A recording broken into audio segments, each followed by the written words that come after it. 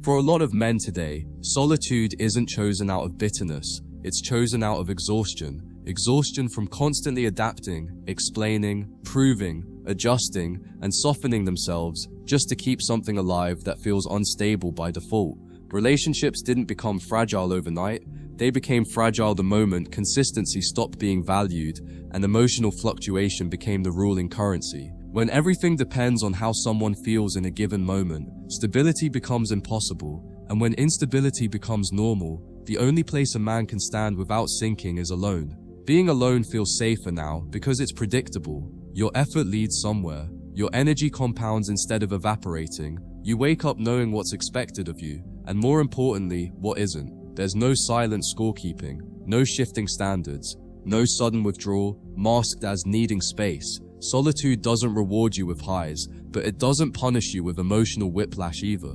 And after enough turbulence, calm starts to feel like luxury. What most people don't admit is that modern connection often demands self-abandonment. You're asked to stay open while protecting yourself, to be consistent while responding to inconsistency, to give reassurance without receiving clarity. Over time, that contradiction drains you. You start noticing that your peace only exists when no one else is entitled to your emotional labor. And once you notice that, it's hard to unsee. Men aren't walking away because they hate intimacy. They're stepping back because intimacy stopped feeling mutual. When effort flows one direction, when accountability feels optional, when loyalty is framed as restriction instead of character, something breaks internally, not loudly, quietly. You stop arguing, you stop chasing, you stop expecting understanding, and that silence isn't apathy, it's self-preservation. Alone, you don't have to negotiate your reality. You don't have to dilute your boundaries to keep someone comfortable. You don't have to guess which version of someone you'll get today. You move forward instead of sideways. You build instead of maintain. And the absence of emotional instability creates a strange realization. Life doesn't feel empty without constant connection. It feels clear. What's uncomfortable is admitting that peace has become rarer inside relationships than outside them, that the promise of companionship often comes bundled with distraction, anxiety, and loss of focus. So men choose the environment where growth is uninterrupted, not because they're incapable of love, but because they refuse to bleed for chaos, disguised as closeness. Being alone becomes stable when you stop using people to regulate your emotions, when your confidence isn't borrowed, when your direction isn't negotiated. Solitude gives you that.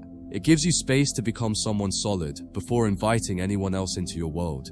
And once you've tasted that solidity, anything unstable feels expensive. The truth is simple and uncomfortable.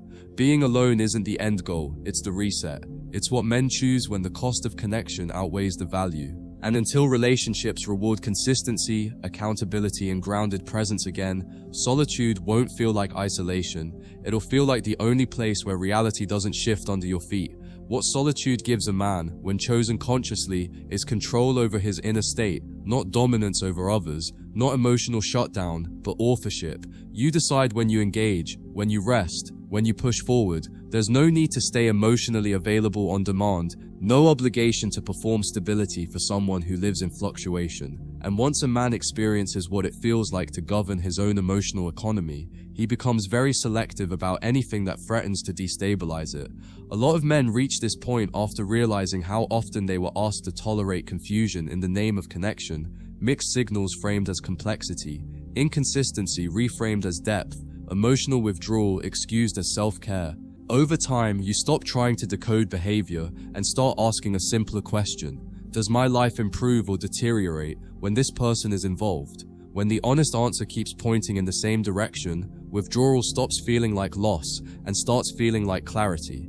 There's also a quiet dignity in being self-contained. You don't need to be chosen to feel valuable. You don't need attention to feel alive. Your days have structure. Your goals have momentum. Your identity isn't contingent on being desired, and that independence isn't cold, it's stabilizing. It allows you to meet people without urgency, without projection, without attaching your sense of meaning to outcomes you can't control. What many men don't realize is that constant emotional negotiation erodes respect for both parties. One side feels pressured to provide reassurance, the other feels depleted from seeking it. Solitude interrupts that cycle completely. It removes the need for validation loops.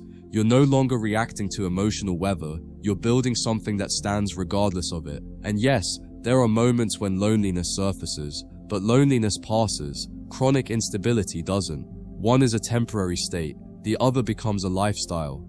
Men who choose solitude aren't denying their need for connection, they're refusing to substitute it with distraction. They'd rather sit with silence than drown in confusion. Eventually, solitude stops being a phase and becomes a filter.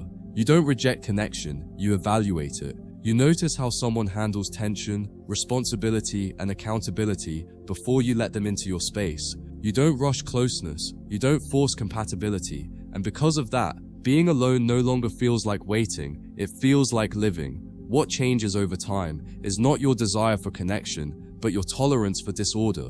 You start noticing how much mental energy relationships used to consume, energy that now goes into building, learning, strengthening your body, refining your mind. There's a difference between missing someone and missing the idea of not being alone. Once you separate the two, a lot of longing evaporates. You realize that much of what you chased wasn't companionship, but relief from discomfort. And when you learn how to sit with yourself without needing escape, that chase loses its grip. Another hard truth men arrive at is that peace doesn't need witnesses. It doesn't need approval, reassurance, or constant affirmation. It exists quietly, often unnoticed by the outside world. When you structure your life around internal alignment instead of external validation, the noise drops, decisions become simpler, boundaries become non-negotiable. You stop over-explaining your choices because you're no longer trying to be understood by everyone, only by yourself. This is also where discernment sharpens. You begin to see how often closeness was rushed, how quickly familiarity replaced curiosity, how easily access was granted before character was revealed. Alone, there's no urgency to merge lives prematurely. You let time do the filtering. You observe patterns instead of promises. And because there's no pressure to secure companionship, you can afford to walk away the moment something feels misaligned, without guilt, without drama. What surprises many men is that solitude doesn't make them colder, it makes them clearer. They become more patient, not less, more present, not withdrawn. They listen better because they're no longer waiting for someone to fix an internal restlessness. They engage from choice instead of need, and that shift alone transforms how they relate to everyone they encounter, not just potential partners. Over time, you stop seeing being alone as something temporary that needs to be escaped. It becomes a baseline, a place you return to, even when people come and go. Your sense of self isn't interrupted by someone else's moods, expectations, or unresolved conflicts. You don't lose momentum every time a connection falters. Life continues moving forward because its center isn't outsourced. And this is the quiet conclusion many men reach. Connection is meaningful only when it enhances stability, not when it replaces it. Until someone can meet you without disrupting what you've built, absence isn't punishment, it's protection.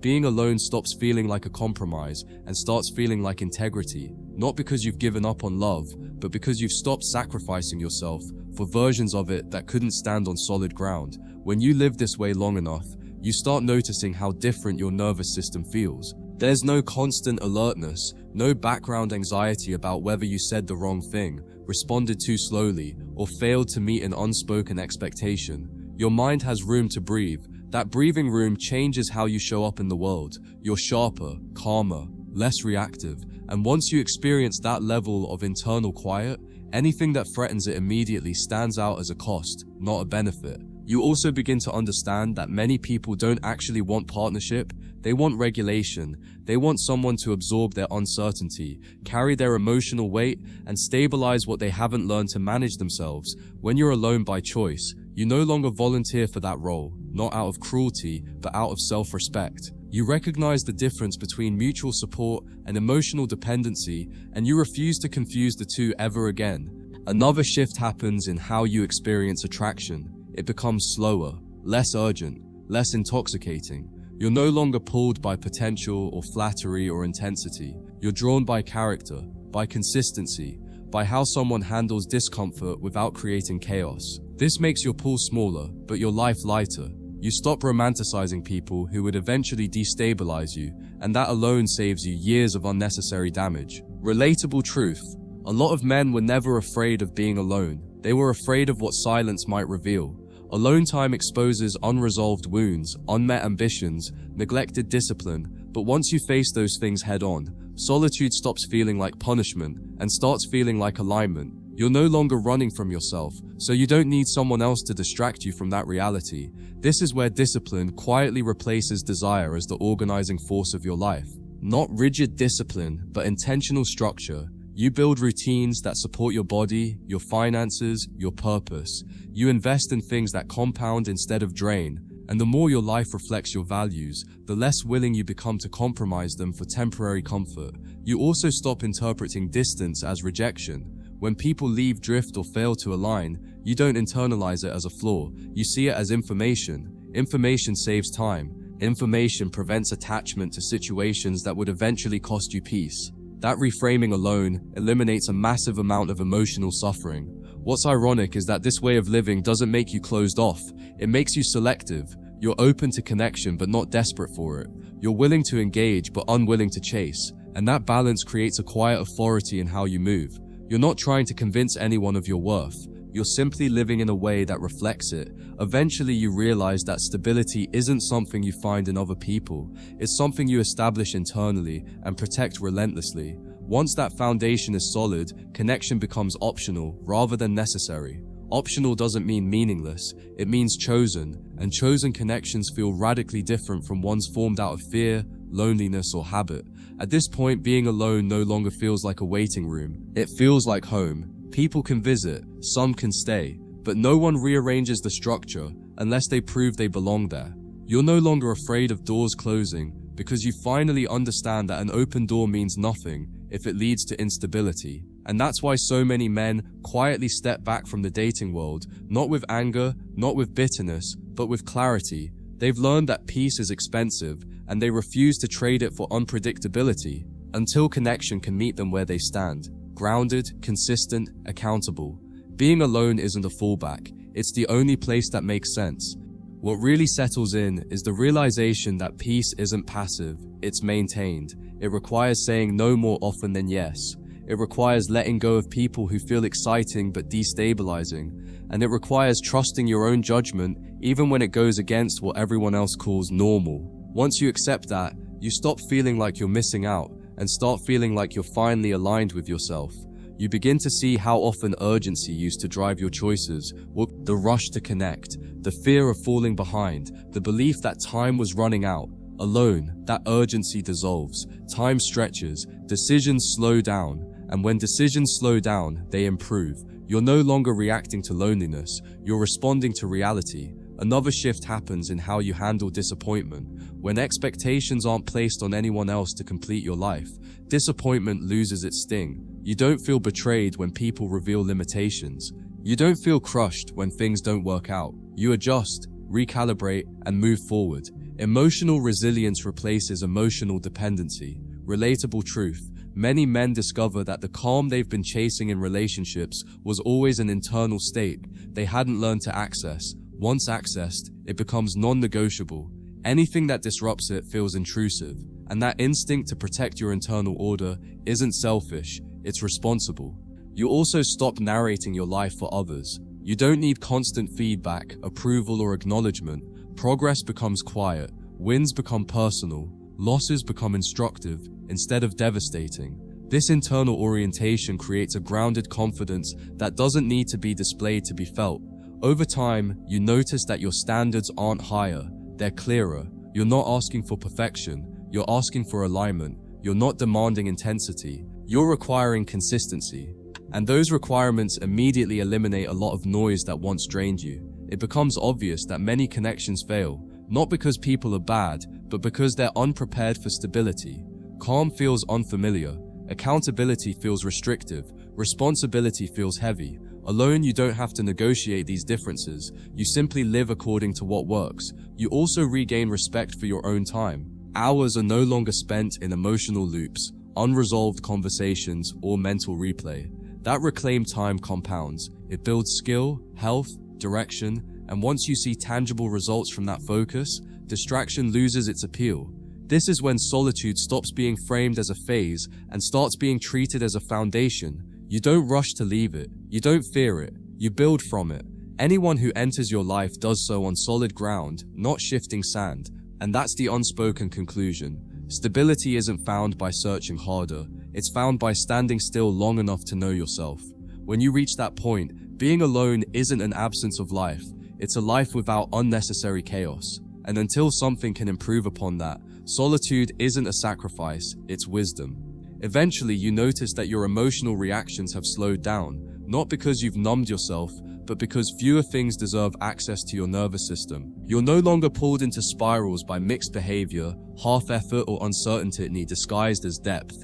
You don't rush to interpret silence. You don't chase explanations. You wait, observe, and decide. That pause, small as it seems, changes everything. What becomes obvious is how much of modern dating thrives on acceleration. Fast bonding, fast promises, fast intimacy, and acceleration feels thrilling until it collapses under its own weight. When you remove yourself from that pace, your body recalibrates. You stop mistaking adrenaline for connection. Calm stops feeling boring and starts feeling trustworthy. There's a quiet strength in not needing someone to fill your evenings or validate your direction. Your life gains a rhythm that doesn't depend on another person's mood. Work progresses, health improves, focus sharpens, and the more structured your days become, the less appealing unpredictability feels. You don't fear closeness, you just refuse chaos. Relatable truth: most men didn't leave dating because it failed once. They left because it failed consistently in the same ways. The patterns repeated, the lessons stacked. Eventually experience outweighed hope, and when experience speaks clearly enough times, ignoring it becomes self-betrayal. You also stop romanticizing sacrifice. You understand that giving more doesn't fix misalignment. Effort doesn't create compatibility. Compromise doesn't turn instability into reliability. Alone, these truths settle in without resistance. You no longer argue with reality. You accept it and move accordingly. Another shift happens in how you relate to desire. Wanting someone doesn't automatically mean pursuing them. Attraction no longer overrides discernment. You allow feelings to exist without acting on them immediately. That restraint isn't suppression, it's maturity. It's knowing that not every impulse deserves a decision. You begin to respect how rare genuine alignment actually is. Not shared interests, not chemistry. Alignment of values, pacing, accountability, and emotional regulation. Once you see how uncommon that combination is, you stop feeling unlucky and start feeling selective. You're not missing out, you're filtering correctly. What's ironic is that stepping back doesn't shrink your life, it expands it. You have more bandwidth, more energy, more patience. You're not constantly recovering from emotional turbulence. That space allows you to become someone who's grounded enough to sustain a healthy connection if it ever appears, and if it doesn't appear, you're still fine, not coping, not settling, actually fine, because your sense of fulfillment isn't outsourced. You've built a life that doesn't collapse in the absence of romantic validation. That independence isn't isolation, it's resilience. This is where the story lands. Being alone stops being a reaction to disappointment and becomes a conscious position, a standard, a baseline. Until connection can meet that standard without eroding what you've built, you don't chase it, you don't resent it, you simply continue forward, steady, composed, and intact. At some point, you stop explaining your choice to anyone. You realize that people who thrive in noise will never understand why you chose quiet. They mistake your restraint for fear, your solitude for defeat, your discipline for loneliness. But you know the truth. You've lived on the other side. You've felt what it's like to constantly adapt to someone else's emotional climate. And once you've reclaimed control of your inner world, no outside opinion carries enough weight to pull you back into disorder. You also begin to notice how rarely people take responsibility for the energy they bring into your life, how often instability is normalized, excuses are rewarded, and inconsistency is framed as depth. Alone, there's no need to tolerate that. You don't have to manage someone else's unresolved patterns or absorb their confusion. You simply choose clarity, and clarity simplifies everything. Relatable truth: many men stayed far longer than they should have, not because they believed things would improve, but because they feared starting over. Solitude removes that fear. There's nothing to restart when you're already standing on your own foundation. You're not rebuilding after collapse. You're continuing forward without interruption. This is where patience deepens. You stop rushing life. You stop measuring progress against someone else's timeline. You understand that meaningful things take time, and forcing them only creates fragile outcomes. Alone, you let things develop at their natural pace. That patience spills into every area of your life, making you steadier under pressure and harder to shake. You also stop mistaking availability for compatibility. Just because someone wants you doesn't mean they fit into your world. Desire without alignment is just noise, and when you've learned to enjoy your own company, you don't feel compelled to entertain noise for the sake of not being alone. Another shift happens in how you handle setbacks. Without emotional entanglement draining your focus, recovery becomes faster. You don't spiral, you don't catastrophize, you assess, adjust, and move on. Stability sharpens your problem-solving ability because your energy isn't split between growth and emotional repair. What becomes clear is that many people fear solitude because it removes distraction. It forces confrontation with one's own habits, discipline, and direction. Men who embrace it do the opposite. They use it as a forge. They become stronger, not by isolating themselves, but by refining themselves. And over time, you stop chasing intensity altogether.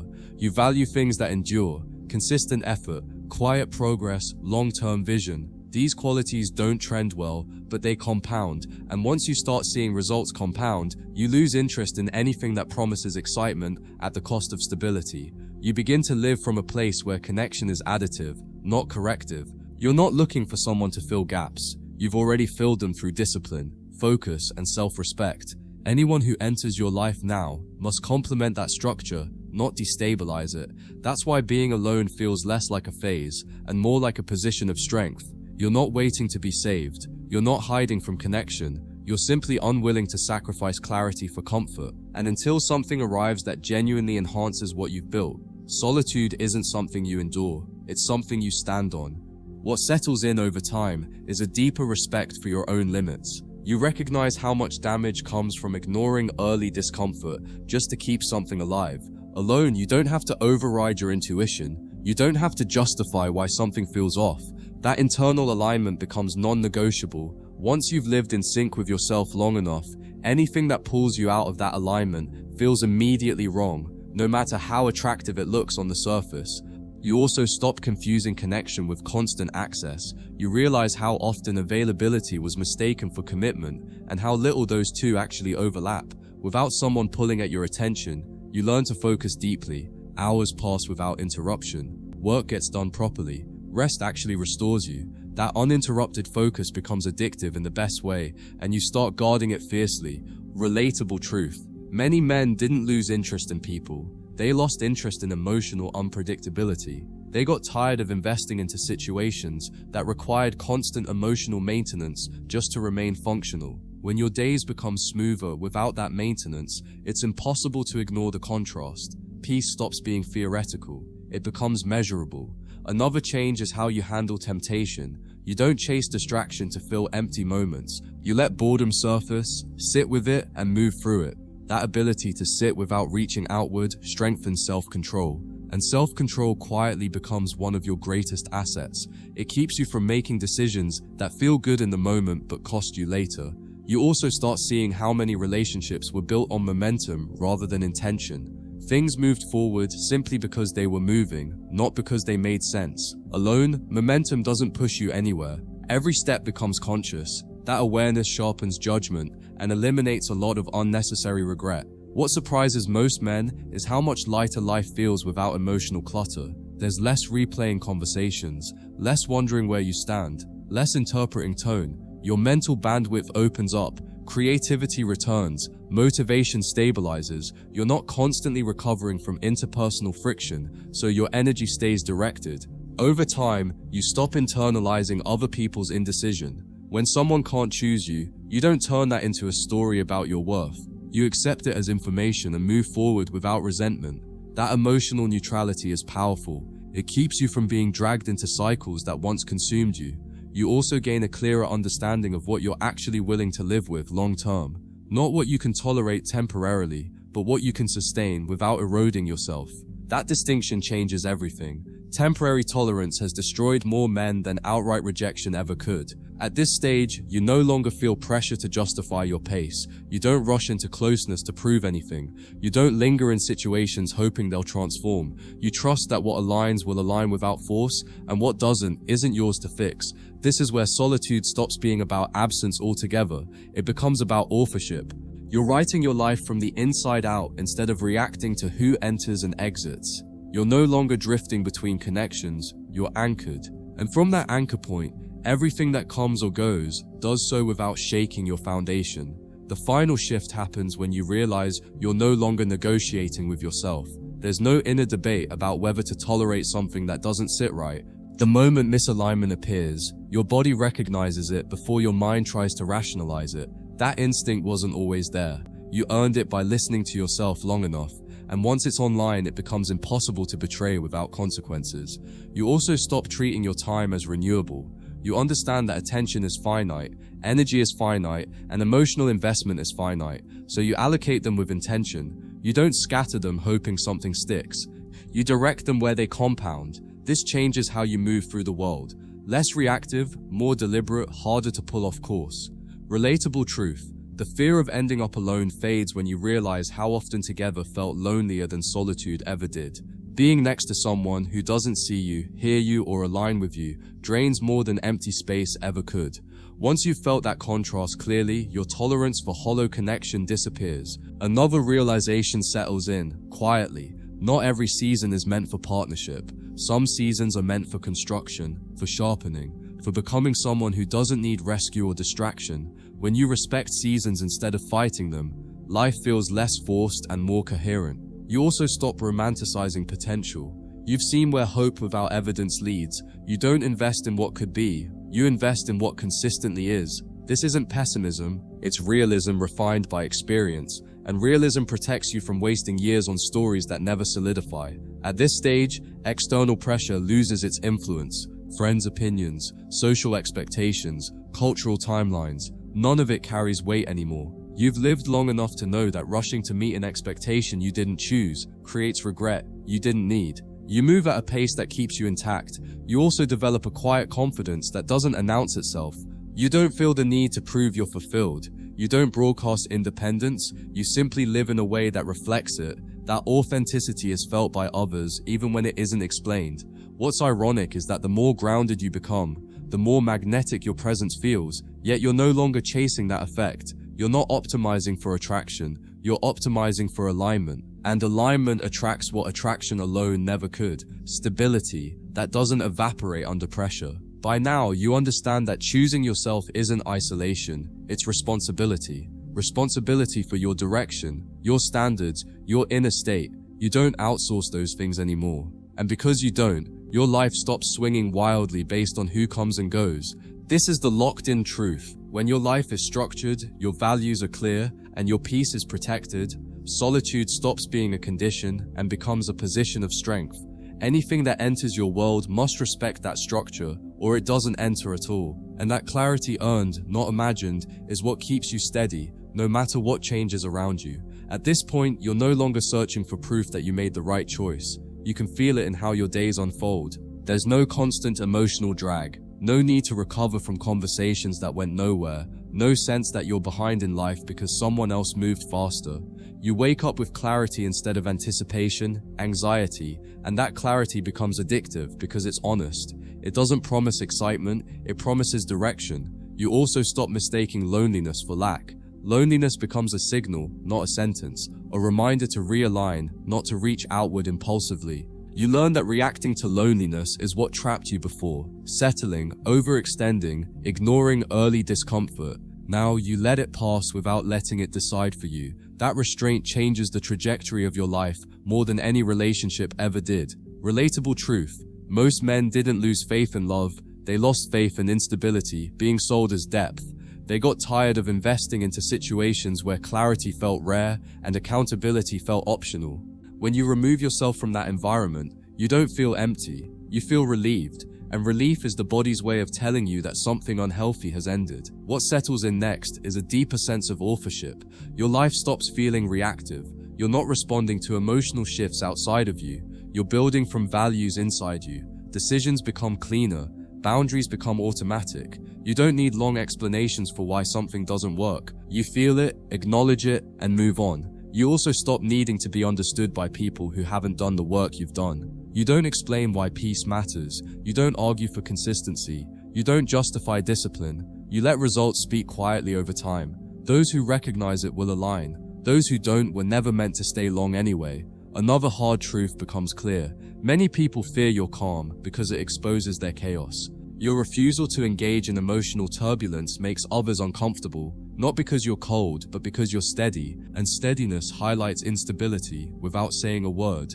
You learn not to dim that steadiness to make others feel at ease. At this stage, you're no longer trying to escape solitude, you're protecting it. Not as a wall, but as a standard. Anyone who enters your life must add clarity, not confusion, direction, not distraction, consistency, not emotional guessing games. You're not demanding perfection, you're requiring maturity. And if that means fewer connections, so be it.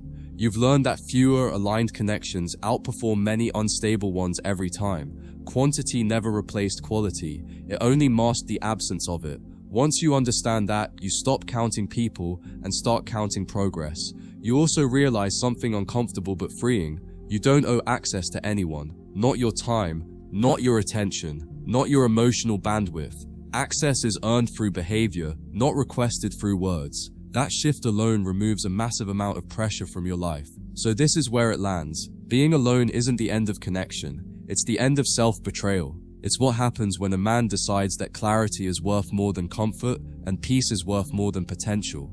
And until something arrives that can stand beside the life you've built without shaking it, you don't rush, you don't chase, you don't settle. You stand where you are, grounded. What deepens next is a sense of internal authority. You stop outsourcing decisions to emotion, timing, or external pressure. You don't wait for signs. You don't read meaning into silence. You decide based on what consistently moves your life forward. That authority doesn't make you rigid, it makes you reliable to yourself.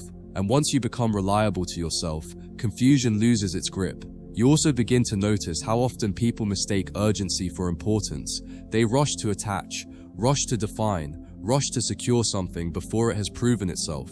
You don't rush anymore. You understand that what's real doesn't require acceleration.